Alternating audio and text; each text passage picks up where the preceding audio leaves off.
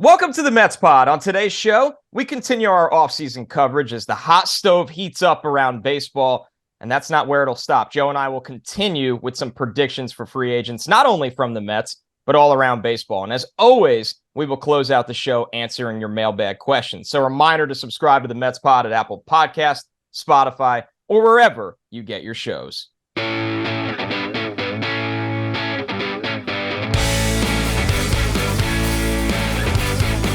What's up, everybody? Welcome to another episode of the Mets Pod. I'm your host, Connor Rogers, joined as always by my co-host, Joe DeMayo, and the offseason rolls on. Not a ton of big action happening yet, but some visits, Joe. We have visits around baseball as the slow trickle rolls on in free agency. So let's bring in here. How you doing? How you feeling as we wait for some potential big Mets news down the line? I'm getting ready for Thanksgiving. Can't wait for that. Cowboys football. Taking down the Giants, I hope. And then I'm sure our listeners love that. And then right after that, I think that's when you're going to start seeing some action. I would have the expectation that, there's always players that last into the new year. But I think between Thanksgiving and call it the middle of December, I think that's going to be a big flurry of activity for not just the Mets, but throughout baseball. And, that's obviously what fans want in the hot stove season, just stuff to talk about. You made a good point to me off the air that it feels longer than it's been the offseason because, unfortunately, the Mets playoff chase and race ended much earlier than we had anticipated. Free agency has only been going on for, give or take 2 full weeks here. Like you said, and like we pointed out at the top, there's visits. Kodai Senga has visited the Mets. We have seen a video. Aaron Judge maybe going home for Thanksgiving, but maybe can also handle some business out there as he expects to visit with the San Francisco Giants that have been connected to him for a long time. And we are going to get into some of our own predictions. That's the time of year it is. You're seeing all the big names connected. We know Justin Verlander, I believe, had a Zoom call with the Mets, so there's been some contact there. So we will do all the big predictions, but let's start in-house, Joe. Let's start with Brandon Nimmo, who maybe it's some PR, maybe it's reality, feels like one of the most wanted men in free agency right now. Feels like Nimmo has been connected to at least 5 teams, including the New York Mets. We knew they would do everything they can to stay in touch to see what his market is like. Let me ask you 2 things, Joe.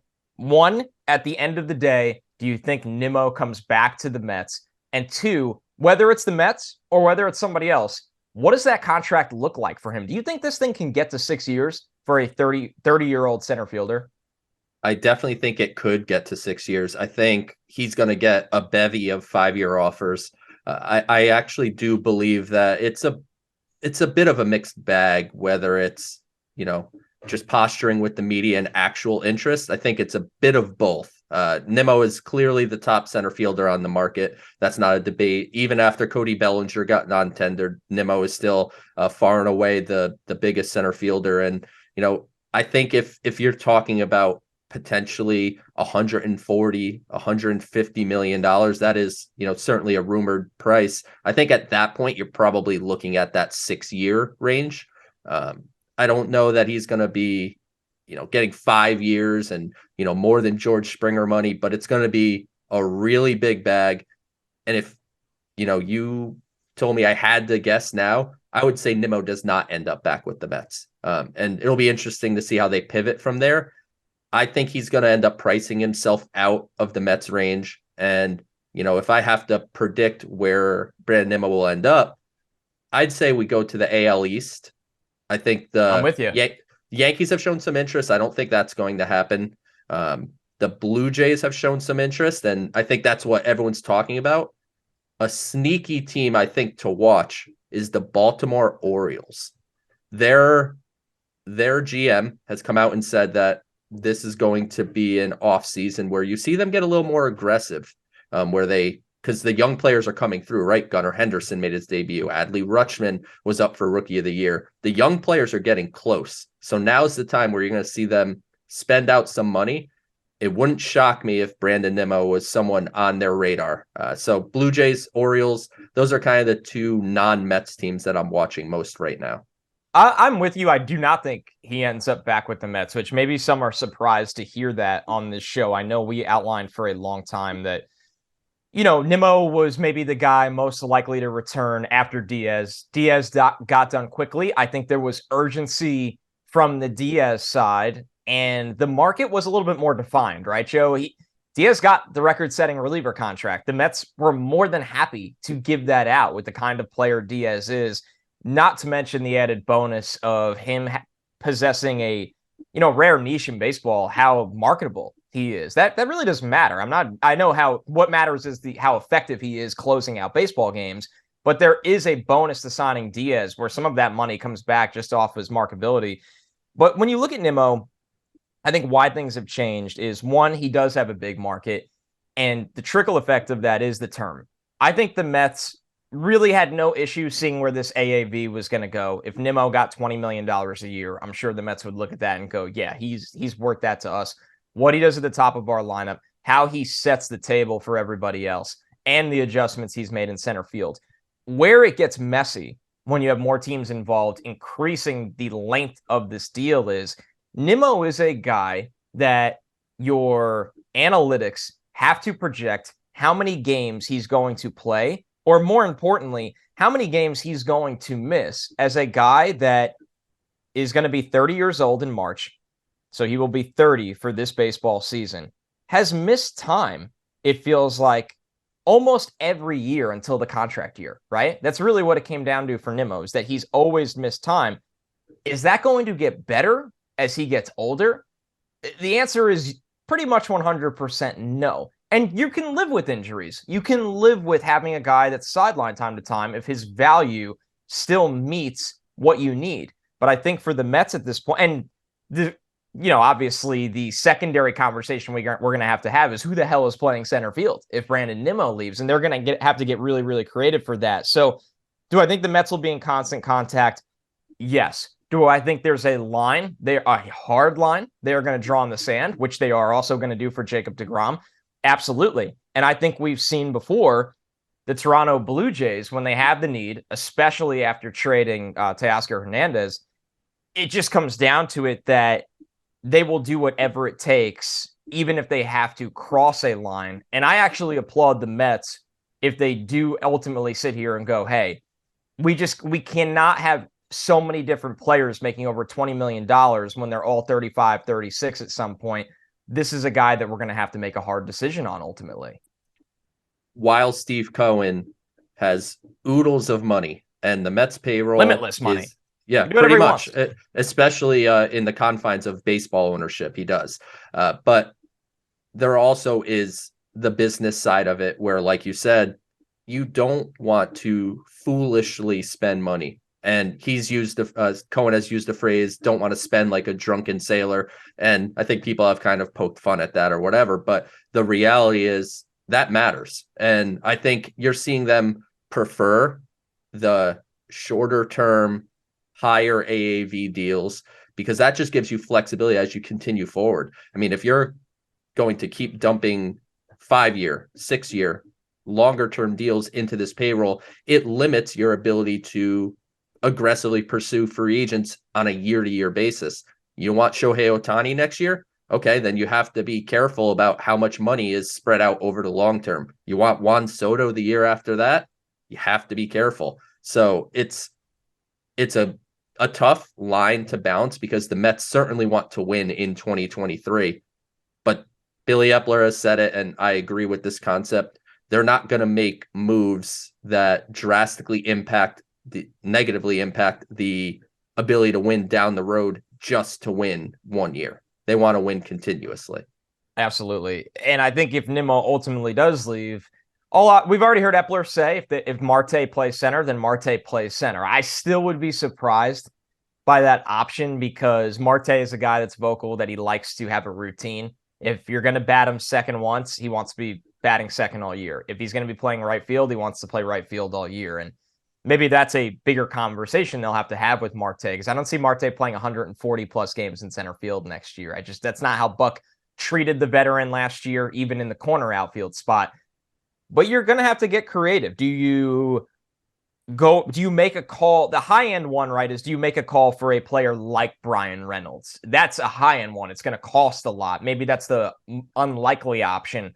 Or do you sign a more defensive minded center fielder and you give the offense a significant boost elsewhere? Do you go out and sign a Jose Abreu to DH and explore the option of a Trey Turner? I know these are big, crazy ideas, but Joe, I'm just trying to show the shift of balance where you can play a center fielder that is a really, really good defender and might be hitting eighth every day. You can still be a contending team doing that. You just have to increase your offense in other areas. And the Mets do have openings in other areas. It's Cody Bellinger. That's the name that kind of stands out to me. He's struggled. He's had the shoulder injury. But to your point, fantastic defensive player in center field, cannon of an arm. And I mean, he's only a couple of years removed from being an MVP. So this is still a young enough player. He wants a 1-year deal. He wants a 1-year prove it deal.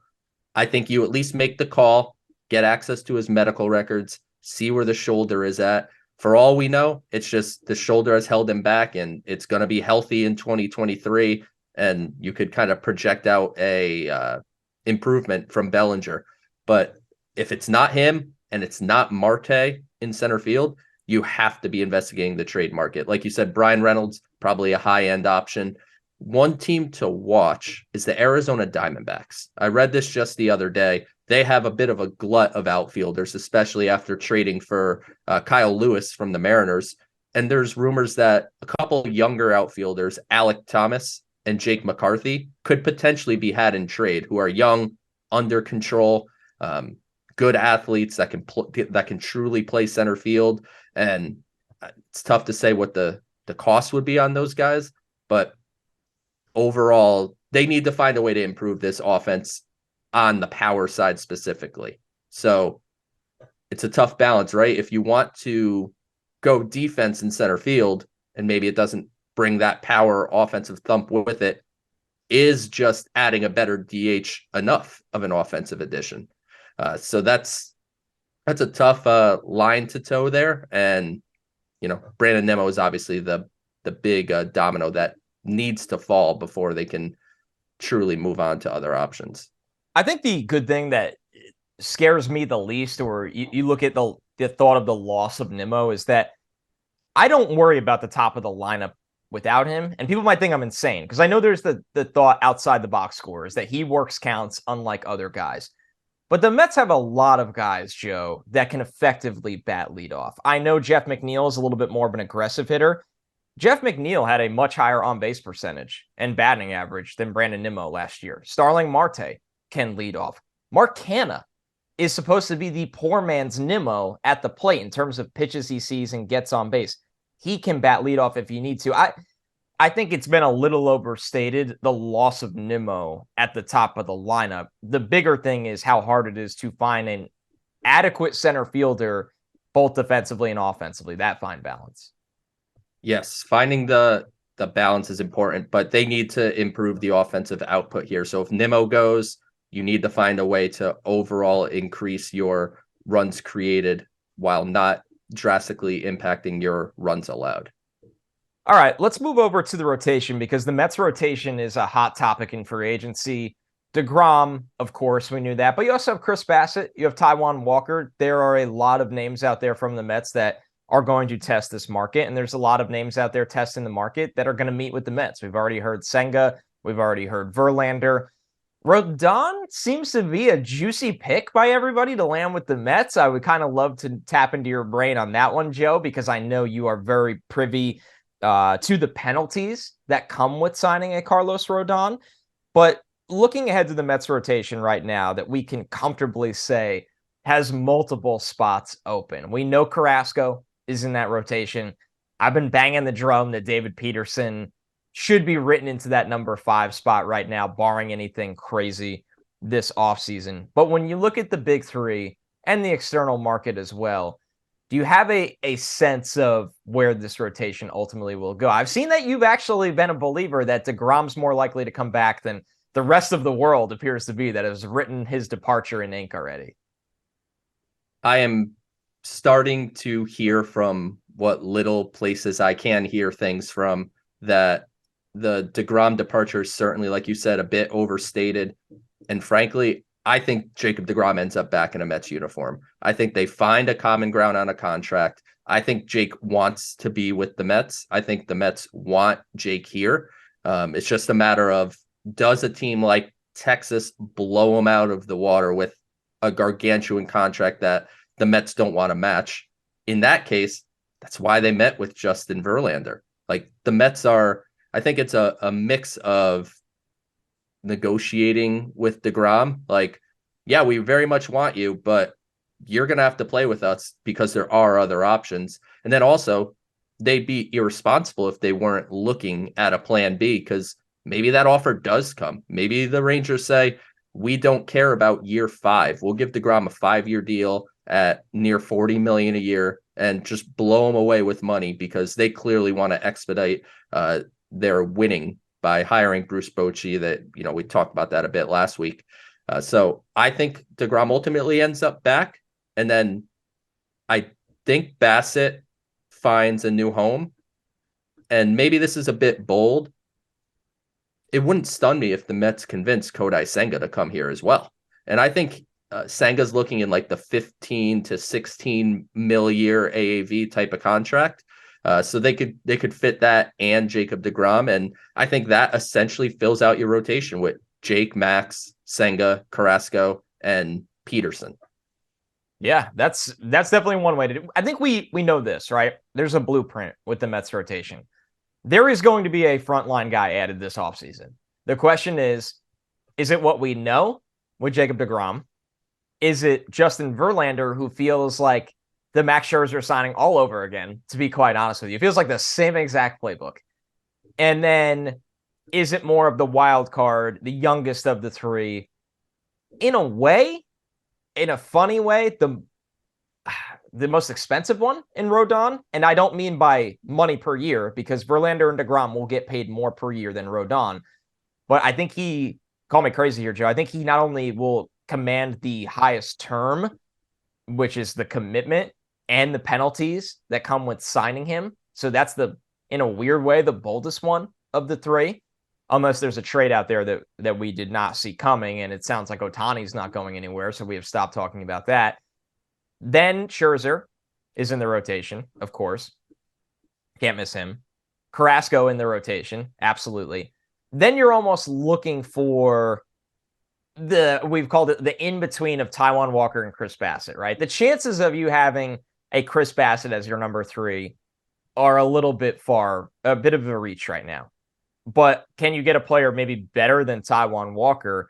And I think that goes back to your point about Senga, right? Senga's a guy that people see the upside in because the stuff is crazy. He's got serious velocity on the fastball. I know you have mentioned that the slider does need work, but he has the variation of the splitter that can be effective, basically a high to low pitcher. And the Mets staff, we have a lot of belief in to develop and get the most out of these guys for good reason at this point. So I'm with you. I think there'll be 2 significant acquisitions.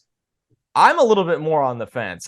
With deGrom, I've just had this feeling for a really, really long time he is going to end up on the Rangers. That not only gets him back down south, not home. He's not from Texas, but back down south in a little bit, maybe a market that he's been chasing for a while that's just not New York in a sense, in a place that might be a little bit more quiet for him, although there'll be big expectations to win there after the money they've spent last year and if they pay a deGrom.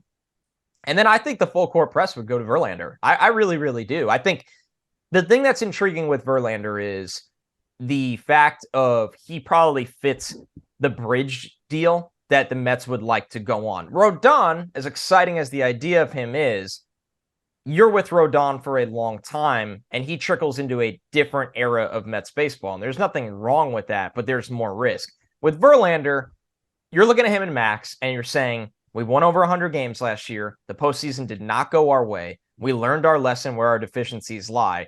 And we're going to make a run at this thing again with 2 top dogs into the rotation. They're old. There's the gamble of that. But at the end of the day, after that 2-year window is up, the money's off the books for the most part. So, yeah, that, Yeah, no, I think Verlander is clearly their second option. I don't think they would pivot directly to Rodon. As we talked about, the shorter term, higher AAV is their preferred model.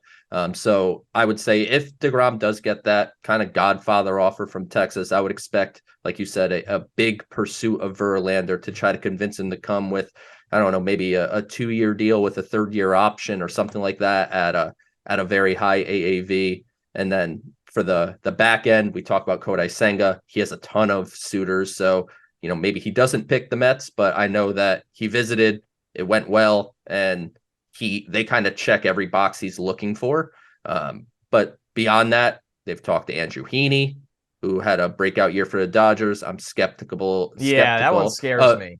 Yeah, I'm Home run skeptical. Heaney.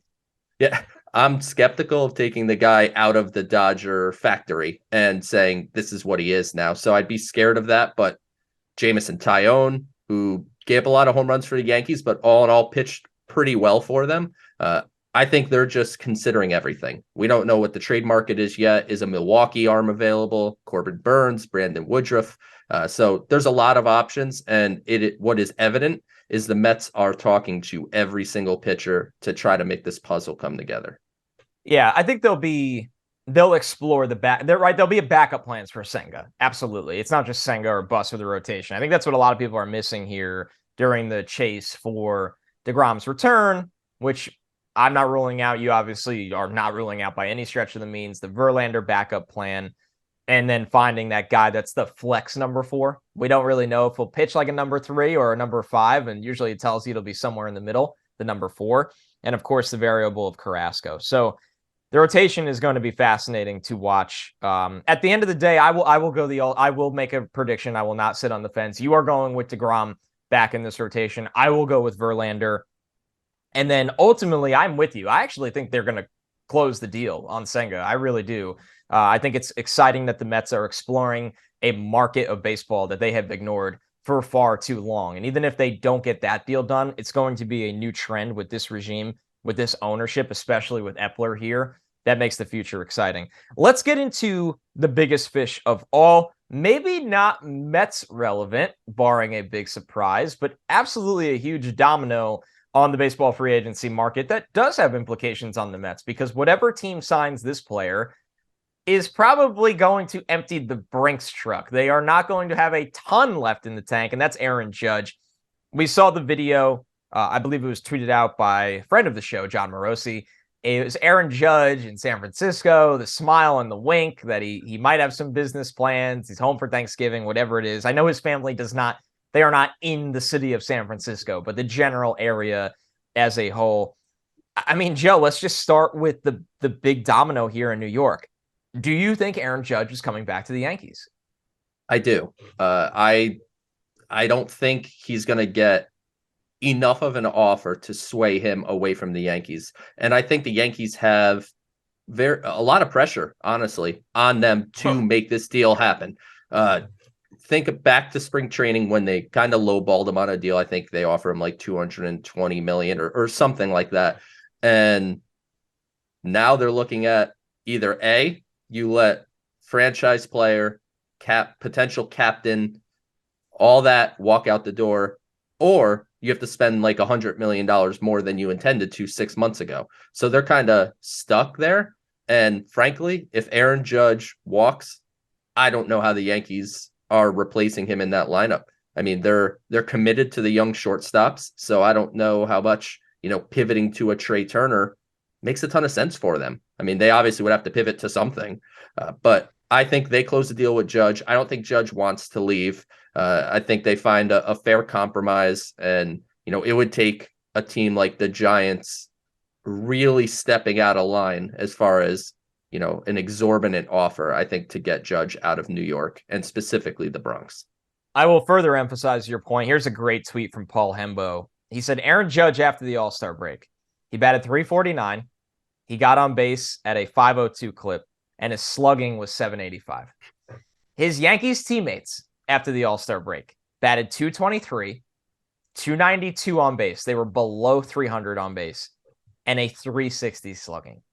That is the biggest carry I have ever seen on paper in baseball for a playoff team. It is the greatest walk year in pro sports history, probably. Maybe will never be repeated. Yeah. And always remember, he got booed in the playoffs. And I will go off that point. I don't think he's back to the Yankees. I don't. I think that Aaron Judge, you are a San Francisco Giant. I really do. Maybe I'm playing too much into that video of the wink and the home written storyline, which I think is drastically overplayed. I don't think Aaron Judge has ill will towards the Yankees or their fans or even the contract offer that was $215 million before the year. I don't think there's anything like that. I think the Giants have held their cards close enough to the vest and are going to do everything they can to get Aaron Judge on the West Coast. I know there's the report of the Dodgers. I mean, the Dodgers, you always need the Dodgers around. And maybe the Dodgers do make that call because that's what the Dodgers do. They have a lot of money coming off the books with Turner, Bellinger, all these pitchers.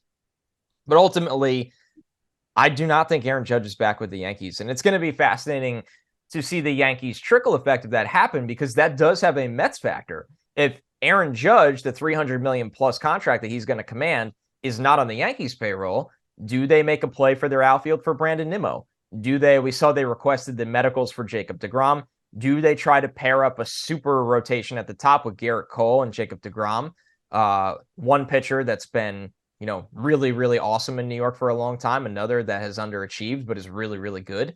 So that's why I bring that up to say, if you're a Mets fan, do you just want Aaron Judge back on the Yankees so you don't have to worry about the poaching else on your own team? You might. And conversely, if Aaron Judge signs with the Yankees, that money that San Francisco wanted to spend on Aaron Judge is now available. Maybe they're pursuing Nimmo. That's a good question. Could you stomach Nimmo in San Francisco, which is your league, but not in the same town, more than stomaching him maybe playing center or left field for the Yankees? That's an interesting question for Met fans to think about. But yeah, I think Judge ends up back in New York. You don't. And fortunately, we will play these back at some point. So yes, we'll know. So we'll know. We will absolutely know. All right. Here's one. The stakes could not go from all the way up here to all the way down here. But you know what? It does matter. And it matters a lot for the Mets. Will anyone from this group be in the Mets bullpen in 2023? Adam Ottavino, Seth Lugo, Trevor May. Joe, I'm of the belief, and I've been this way for a long time, it will be Ottavino of the three. Where do you stand? I would say if any of them, it's Ottavino, and I wouldn't even bank on that, to be honest. I think Trevor May tweeted on Monday something like he loved saying, "Let's go Mets" after games, and, thank Met fans for embracing him and stuff. It's been fun, but the team hasn't called me for 3 weeks. Right. Yeah. So that feels like May is going to move on to a different opportunity. Seth Lugo seems to have a pretty robust market. Even there's rumors that there may be a team or two that could be willing to grant him his longtime wish of being a starting pitcher. And I don't know how that'll work out, but I would say a team, if he were to be a starter, Tampa Bay seems like that makes a ton of sense, where they aren't a team that pushes their pitchers to, 100 pitches and 200 innings. Like Lugo could be a quote unquote starter, but work 4 innings and then, get out of the game. Ottavino is the one that I think you have a shot. He's got the local ties. He's older in, age. So he's not probably pursuing a super long-term deal, though you wonder if the Mets want to go 2 years. I think he's warranted that, which, maybe Ottavino's a Aaron Loop type contract, 2 years, 18, 2 years, 19. So I don't know if the Mets want to go there, but it's either going to be, I think, Ottavino or none of the three. I'm with you. I think the home aspect to me does matter for Ottavino at this point of his career. He's in his late 30s. He's enjoyed a lot of success here, not just in a Met uniform, but I thought he was a fine Yankee. I know Yankees fans did not love the end of his run there, but I think Ottavino is a guy that makes a lot of sense to come back. So, all right. Reminder, you're listening to the Mets Pod. Subscribe to the Mets Pod at Apple Podcasts, Spotify, or wherever you get your shows. And one more reminder that the Mets Pod will be doing a live episode at this year's Queens Baseball Convention presented by SNY, Saturday, December 3rd at the 4 Points by Sheridan in Flushing.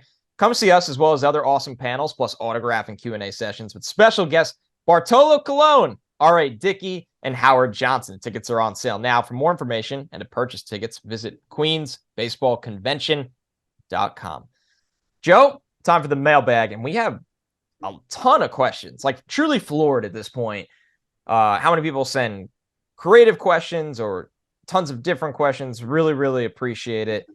So we'll start right here. This one from Jordan. He asked, out of the non-tendered players from last week, which I'll throw in, we didn't mention this, Dom Smith, non-tendered by the Mets. Not a huge surprise there, but wishing Dom the best for a fresh start elsewhere. Jordan also said, who do you see as interesting options for the Mets to look to for depth out of those non-tenders, Joe?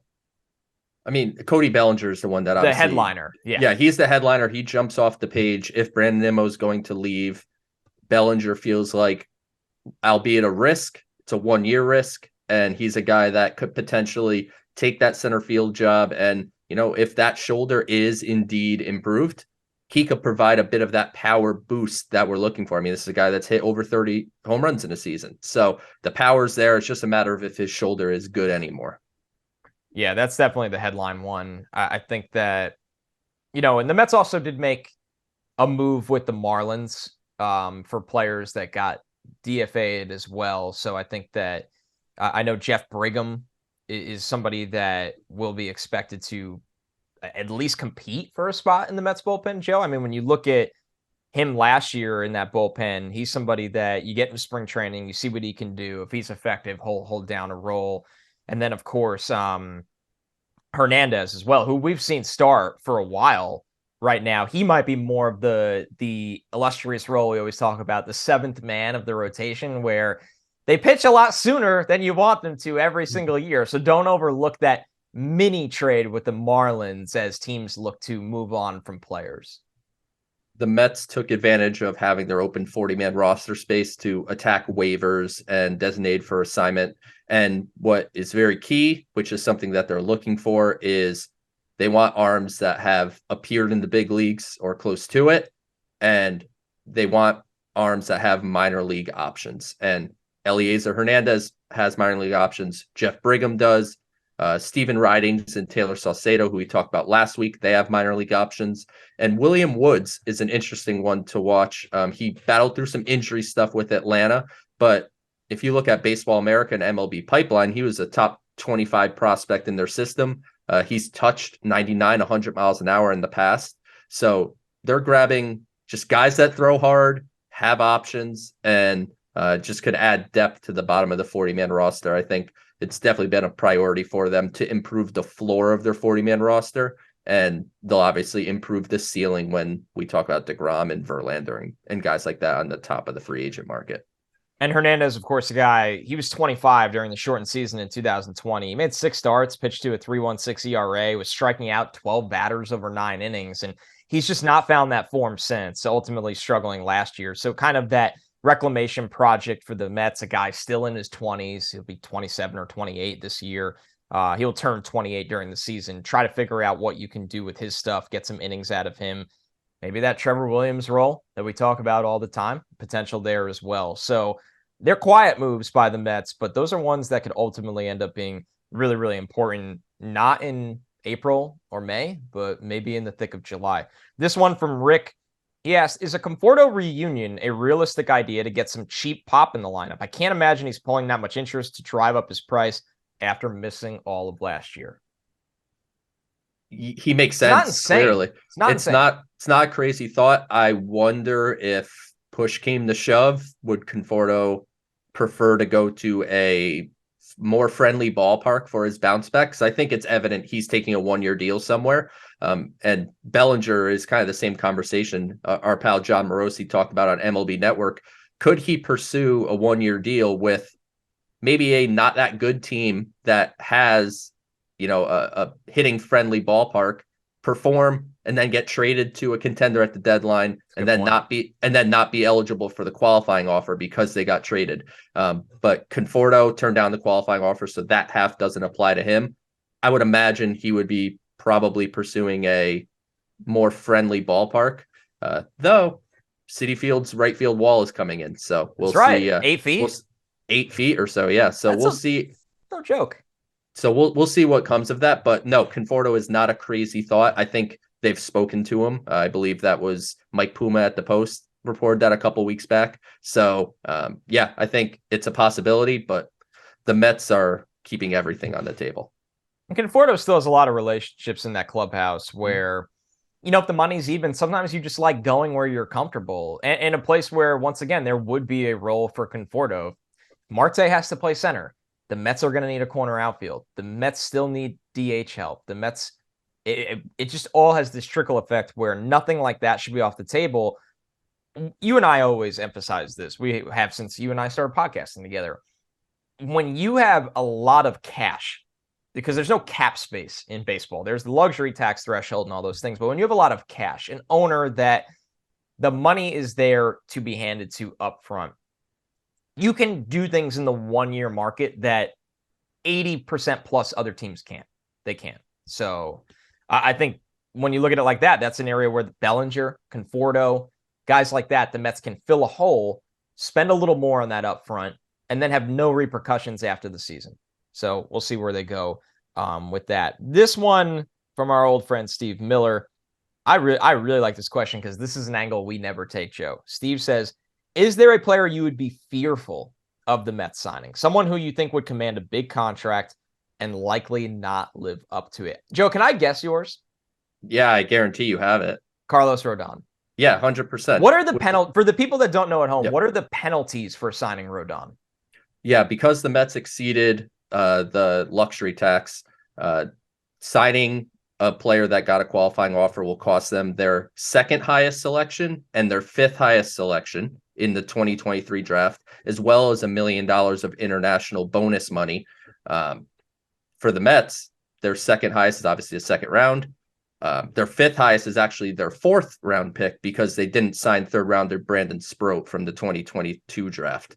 So it's a big price to pay in draft pick capital, international bonus pool, and a long-term 5, 6, who knows, 7-year contract for the youngest arm at big money. So there's a lot there.